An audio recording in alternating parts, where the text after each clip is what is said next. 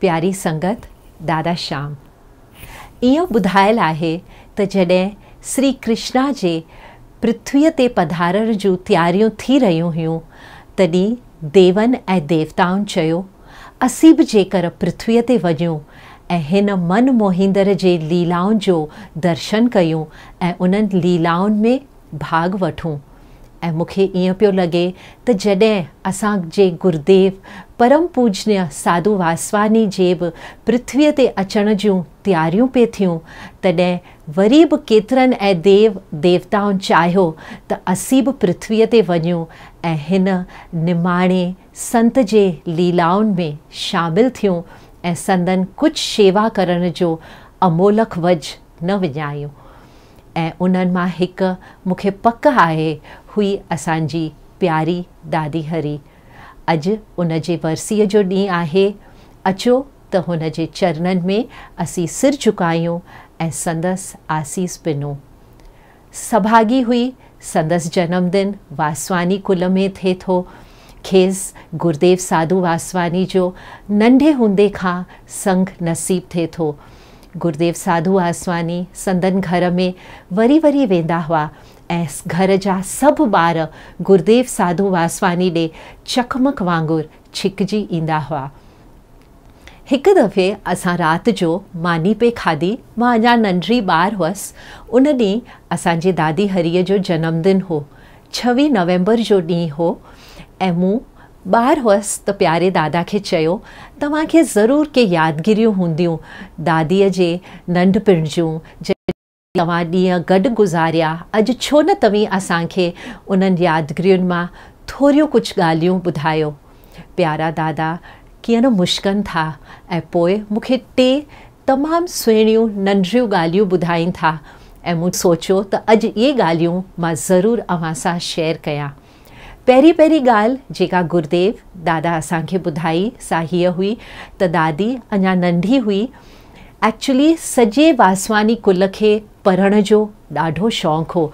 असांखे ख़बर आहे त असांजे गुरुदेव दादा जशन पंहिंजे बॉयहुड डेज़ में इहो पिरण कयो हो त मां रोज़ु हिकु किताबु पढ़ंदुसि। 365 days he would read 365 books, 1 book per day। सॼे परिवार खे पढ़ण जो बेहद शौक़ु हूंदो हो ऐं दादी हरी खे बि नंढे हूंदे खां वठी पढ़ण जो शौक़ु हो। संदन पिता खे घर में हिकु अलमारी हूंदी हुई, हिकु कबट हूंदो हो जंहिंमें रुगो किताब रखियल हूंदा हुआ ऐं को बि ॿार उन मां किताब खणी पढ़ी सघंदो हो। हिकु ॾींहुं दादी खे दिलि थिए थी त मां हिकु पर्टिकुलर किताब खणी पढ़ां। खणे थी वेठी वर्क वराए ऐं जीअं उहो किताब पढ़े थी त भुल में हुन खां जेको पनो थींदो आहे न उहो थोरो फाटी थो पए। त ॿार आहे त नेचुरली डपु थो लॻे त बिना कंहिंखे ॿुधाइण जे किताब बंदि करे वरी सांती के नमूने में जितां खयईं उते वञी रखी थी छॾे। सम्झे थी कंहिंखे कुझु ख़बर न पवंदी जेसि ताईं वरी केरु खणे वरी उहो ई पनो खोले त ॻाल्हि खेसि विसरी वञे थी।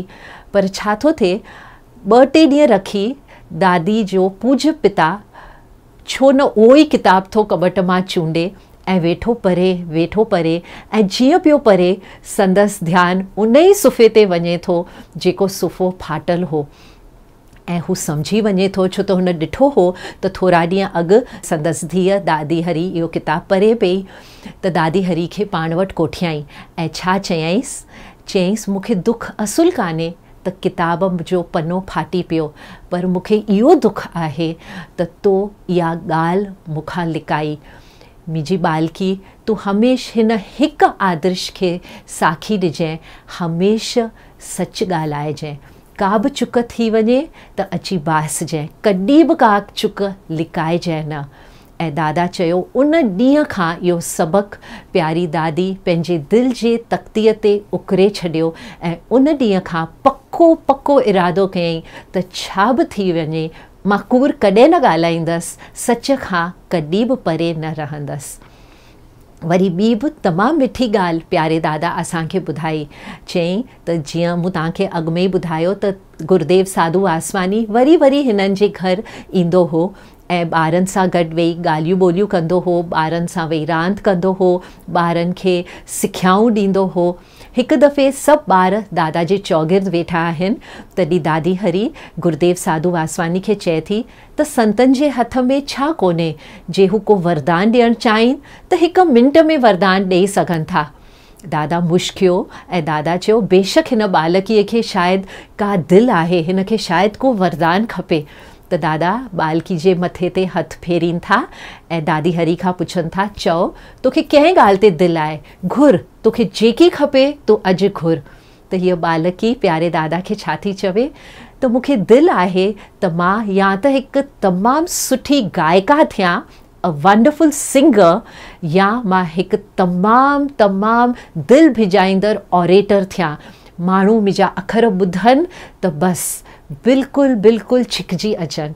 ऐं दादा हिन बालकीअ खे उन ॾींहुं एॾी आसीस करे थो ऐं असांखे असांजे गुरुदेव दादा जशन ॿुधायो त उन ॾींहं खां वठी ॼण त दादी खे इहा ॾात मिले थी त हू जीअं ॻाल्हाईंदी हुई तीअं एॾी त उत्साह ऐं उमंग सां ॻाल्हाईंदी हुई, केतिरनि ई दिलियुनि ते जादू लॻाईंदी हुई। ऐं टी ॻाल्हि मूंखे गुरुदेव दादा ॿुधाई सा हीअ त हिकु ॾींहुं वरी बि साधू वासवानी हिननि जे घर रहणु आया हुआ। ही सभु अञा टीनेजर्स हुआ, तॾहिं काफ़ी ॾींहं रहणु आया हुआ, छो त कराचीअ में हिकु वॾी शाही कॉन्फ्रेंस हुई जंहिं ते गुरुदेव साधू वासवानी खे कुर्बाइती कोठ कई वई हुई। ऐं साधू वासवानी उन कॉन्फ्रेंस ते चीफ गेस्ट हो, उन्हनि जी की नोट एड्रेस हुई। त जॾहिं उहो प्रोग्राम पूरो थिए थो, साधू वासवानी चए थो त मां हाणे हैदराबाद सिंध वापसि वञा, उते केतिरा ई कमकारियूं मुंहिंजे लाइ तरसियल आहिनि, संगत मुंहिंजे लाइ निमाणा नेण खणी निहारे पई, हाणे मां वापसि वञा। तॾहिं दादी हरी जे अखियुनि मां पिया ॻोरा ॻरनि। दादा खेसि निहारे आथत भरिया अखर चवेसि थो जल्द मां वापसि ईंदुसि, तूं वधीक ॻोरा न ॻार। पर प्यारी दादी जी दिलि एॾी त भिनल हुई उन वक़्तु जो जीअं दादा स्टेशन ते पहुता ऐं ट्रेन में चढ़िया त दादी ओछगारूं ॾेई रोअणु शुरू कयो। ऐं दादा हिन बालकीअ जो रोअणु सही की न सघिया, ट्रेन मां लही आया ऐं चयऊं त मां हैदराबाद न वेंदुसि, पर तव्हांजे घर वरी अची थोरा ॾींहं रहंदुसि। ऐं दादा चयो असां सभु ॿार त एतिरो ख़ुशि थियासीं जो असां सभिनी दादी हरी खे एतिरी थैंक्यू चई, एतिरी महिरबानी मञी त तुंहिंजे करे असांखे बि गुरुदेव जे चरणनि में वेहण जो, वधीक संग वठण जो, कमाइण जो केॾो न अमोलक वझ मिले थो। इहे टे ॻाल्हियूं उन ॾींहुं असांखे दादा ॿुधायूं ऐं मूं चयो त अॼु ज़रूरु मां अव्हांखे इहे टे ॻाल्हियूं ॿुधाईंदसि। आहिस्ते आहिस्ते दादी उमिरि में वधंदी वई। सभु ॿार वासवानी परिवार जा, जीअं तव्हांखे ख़बर आहे, होशियारु हुआ ऐं प्यारी दादी बि BSc एग्ज़ाम होशियारी सां पास करे थी। उन वक़्तु संदन फैमिली जी फाइनेंशियल कंडीशन एतिरी ठीकु कान हुई ऐं दादी खे हिकु नौकरी ऑफर थिए थी सखर में। She was offered to become the head of a Sindhi school ऐं दादी खे पंहिंजो घर छॾे उते सखर में वञी रहे थी, जित हूअ हेड मिस्ट्रेस जो कमु उन स्कूल में करे थी। पर संदसि दिलि जे अंदरि इहा ई प्यास हूंदी हुई, इहा ई लगन हूंदी हुई त जेकर मां पंहिंजी जीवन पंहिंजे गुरुदेव साधू वासवानी खे अर्पण कयां, संदन शेवा कयां, संदन संग कमायां ऐं संदसि प्यास जल्दी पूरी थिए थी। छो त जीअं असांजे मीरा हलचल जो, मीरा मूवमेंट इन एड्यूकेशन जो फाउंडेशन डे मल्हायो, त प्यारे दादा 1933 में इहा मीरा मूवमेंट इन एड्यूकेशन जो पायो विधो ऐं स्कूल खुली वियो ऐं हेडमास्टर अपॉइंट कयो वियो हो। पर 3-4 साल खां पोइ उन हेडमास्टर खे रिटायर करिणो पियो ऐं स्कूल खे वरी ॿिए हेडमास्टर जी ज़रूरत हुई। ऐं पोइ प्यारी दादी हरी खे सॾु थो वञे त हींअर तूं अची हिन स्कूल जी हेडमास्टरानी थी। ऐं दादी हरी इन ऑपॉर्चुनिटी खे असुल थी विञाए यकदमि पंहिंजी इस्तीफ़ा ॾेई अची गुरुदेव साधू वासवानी जे चरणनि में पंहिंजे पाण खे अर्पण करे छॾे थी। गुरुदेव 3 ॾींहंनि में त हर रोज़ स्कूल जे सेंचुरी में वेंदा हुआ ऐं ॿारनि जे कचरियुनि दिलियुनि में सादगी, शेवा, पवित्रता ऐं प्रार्थना जा ॿिज वञी पोखींदा हुआ। ऐं जीअं दादी हरी गुरुदेव खे रोज़ रोज़ ॿुधंदी हुई त संदसि दिलि अंदरां इहा ई पुकार उथंदी हुई त शल मुंहिंजे जीवन में बि सादगी, शेवा, पवित्रता, प्रार्थना जी जोत जगे। ऐं हर का कोशिशि कयईं त इन्हनि चइनी आदर्शनि जो पंहिंजे जीवन में मां इन्हनि आदर्शनि जी साखी ॾियां।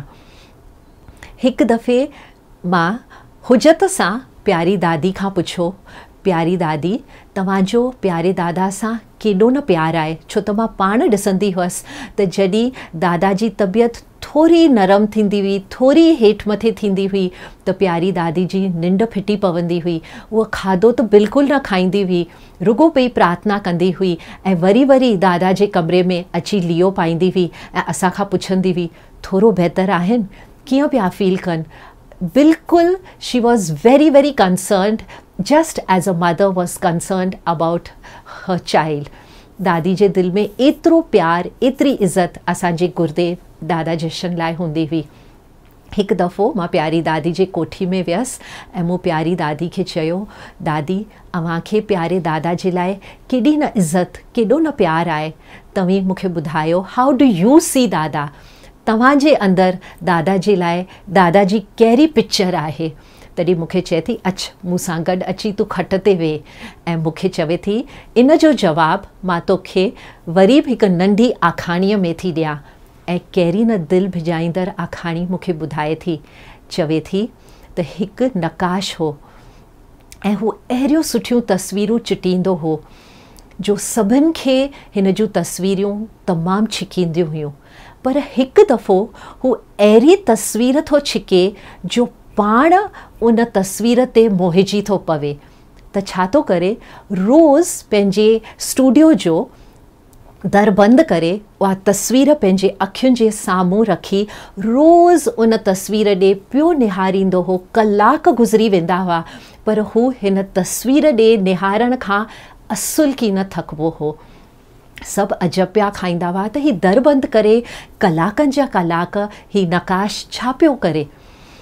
पोइ हिकु ॾींहुं जीअं ई हुन तस्वीर ॾे पियो निहारे त हुन तस्वीर मां हिकु सन्हो आवाज़ ॿुधे थो।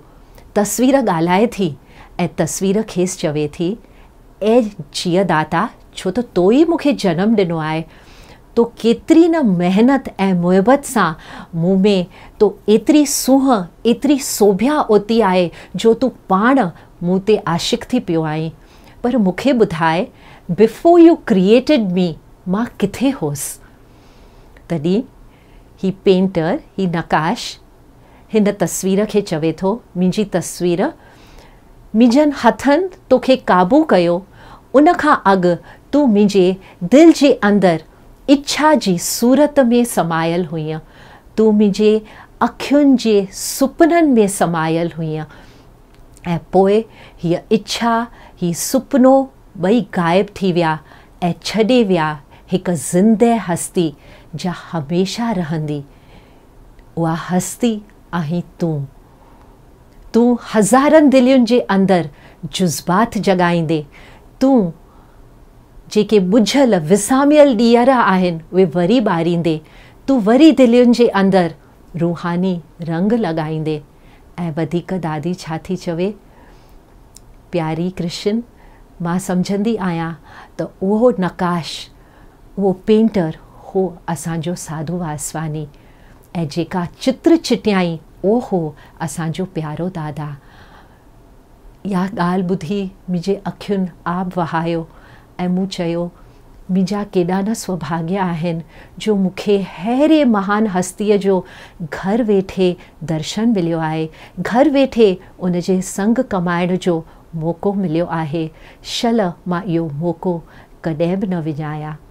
प्यारी संगत, प्यारा दादा हींअर बि असां सां आहिनि, हींअर बि संदन शक्ति असां सां आहे। हींअर त असां मां हिक हिक जे दिलि में समाइजी विया आहिनि ऐं संदन जोत, ज़िंदह जोत पेई जॻे, सदियूं गुज़री वेंदियूं पर संदन ज़िंदह जोत पेई जॻंदी, सुतल रूहनि खे पेई उथारींदी, पेई असां सभिनि खे ऊंदहि मां रोशनीअ ॾे रस्तो ॾेखारींदी। अचो त अहिड़े मिठे गुरुदेव जे चरणनि में असीं सिर झुकायूं ऐं प्रभुअ जा शुकराना मञूं त असांखे इहो सुनहरो वज ॾिनई जो असां अहिड़े महान हस्तीअ जो पंहिंजे अखियुनि सां दर्शन कयो, पंहिंजे हथनि सां असां खेसि छुयो, पंहिंजनि कननि सां संदसि मिठो आवाज़ु ॿुधो। अचो त वरी बि असीं पंहिंजे गुरुदेव जे चरणनि में सिर झुकायूं ऐं पंहिंजे प्यार ऐं श्रद्धा जा पुष्प संदसि चरणनि में चढ़ायूं। दादा श्याम।